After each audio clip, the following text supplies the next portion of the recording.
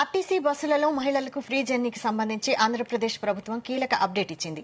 ఎన్నికల్లో ఇచ్చిన అన్ని హామీలను అమలు చేస్తామని, త్వరలోనే ఫ్రీ బస్ జర్నీ మొదలవుతుందని రవాణా శాఖ మంత్రి రాంప్రసాద్ రెడ్డి చెప్పారు. విశాఖ నుంచే ఉచిత బస్సు పథకాన్ని ప్రారంభిస్తామని తెలిపారు.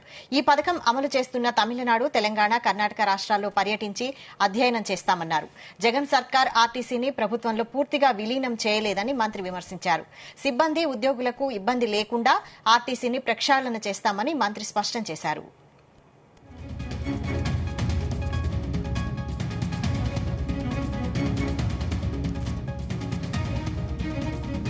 ఇదే అంశంపై మరిన్ని అప్డేట్స్ మా ప్రతినిధి రామచంద్ర అందిస్తారు. రామచంద్ర, వైశాలి, ఆంధ్రప్రదేశ్ రాష్ట్ర రవాణా శాఖ మంత్రి అయినటువంటి రాంప్రసాద్ రెడ్డి తీవ్ర సంచలన వ్యాఖ్యలు చేశారని చెప్పుకోవచ్చు. అయితే పూర్తి స్థాయిలో వైఎస్ జగన్ సర్కారు ఆర్టీసీ ఉద్యోగులను ప్రభుత్వంలో ఆర్టీసీని ప్రభుత్వంలో విలీనం చేయలేదని చెప్పి కూడా పెద్ద బాంబు పేల్చినట్టు అయితే సమాచారం అందుతుంది. అయితే మొత్తంగా వైఎస్ జగన్ సర్కార్ ఆర్టీసీని నాశనం చేశారని చెప్పి త్వరలో తమ కూటమి ప్రభుత్వం ప్రక్షాళన చేసే దిశగా అడుగులు వేస్తామని చెప్పి కూడా ఆయన స్పష్టం చేసినటువంటి పరిస్థితి కనిపిస్తే, రాష్ట్రంలో ఏదైతే మేనిఫెస్టోలో ప్రకటించారో కూటమి ప్రభుత్వము మహిళలకు ఉచిత బస్సు ప్రవేశము అలాగే చెప్పిన నేపథ్యంలో దానిపై కసరత్తు జరుగుతోంది, అధ్యయనం చేస్తున్నామని చెప్పి కూడా ఆయన ఈ సందర్భంగా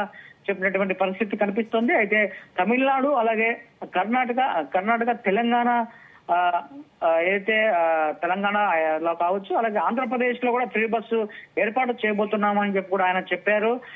దీనికి సంబంధించినటువంటి అధ్యయన బృందం కూడా ఇప్పటికే కర్ణాటక, తెలంగాణ రాష్ట్రంలో కూడా పర్యటిస్తోందని చెప్పి కూడా ఈ సందర్భంగా చెప్పినటువంటి పరిస్థితి కనిపిస్తోంది. మరి ఎప్పుడప్పుడు ప్రభుత్వం ఏర్పడినప్పటి నుంచి కూడా ఆంధ్రప్రదేశ్ లో ఉన్నటువంటి మహిళలందరూ కూడా ఉచిత బస్సుపై ఆసక్తిగా ఎదురు చూస్తున్నటువంటి పరిస్థితి కనిపిస్తోంది. అయితే ఈ నేపథ్యంలో రాష్ట్ర రవాణా శాఖ మంత్రి రాంప్రసాద్ రెడ్డి చెప్పినటువంటి వ్యాఖ్యలు తీవ్ర దుమారం రేపుతున్నాయని చెప్పుకోవచ్చు.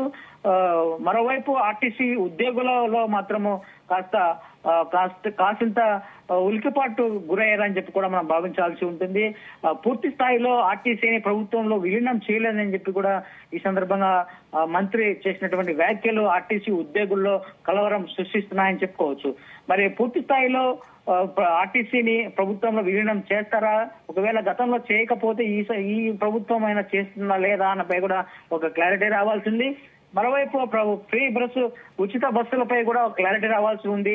ఇప్పటికే చాలా సమయం దాటిపోయింది. ఎప్పటికో తెలంగాణలో కావచ్చు, అటు కర్ణాటకలో కావచ్చు, ఇప్పటికే ఆ పథకం సంబంధించినటువంటి ఫ్రీ బస్సు సంబంధించినటువంటి పథకం కూడా కొనసాగుతూ ఉంది. అయితే ఆంధ్రప్రదేశ్ లో కూడా ఏదైతే సీఎం చంద్రబాబు నాయుడు పదవి స్వీకారం చేశారో అప్పటి నుంచి కూడా ఆర్టీసీ బస్సులో మహిళలకు ఉచిత ప్రయాణం కొనసాగిస్తారని చెప్పి కూడా అందరూ భావించారు. అయితే ఇప్పటికీ కూడా దానికి సంబంధించిన విధి విధానాలు కావచ్చు, దాంట్లో ఏదైతే ఉచిత ప్రయాణం ఏదైతే ఉందో మహిళలకు దానికి సంబంధించినటువంటి ఇంకా విధి విధానాలు ఇంకా వెలువడలేదు. కాబట్టి మహిళలకు ఫ్రీ బస్ సౌకర్యం కల్పించే విషయంలో అర్హత విషయంలో కసరత్తు చేస్తోందా? అంటే దీనికి ఎవరు అర్హులు అనే విషయంలోనే ఎక్కువ వరకు ఆలస్యం అవుతోందా? ఖచ్చితంగా దాని శాఖకు సంబంధించిన మంత్రి చెప్పినటువంటి అంశాలు కూడా ఇవే.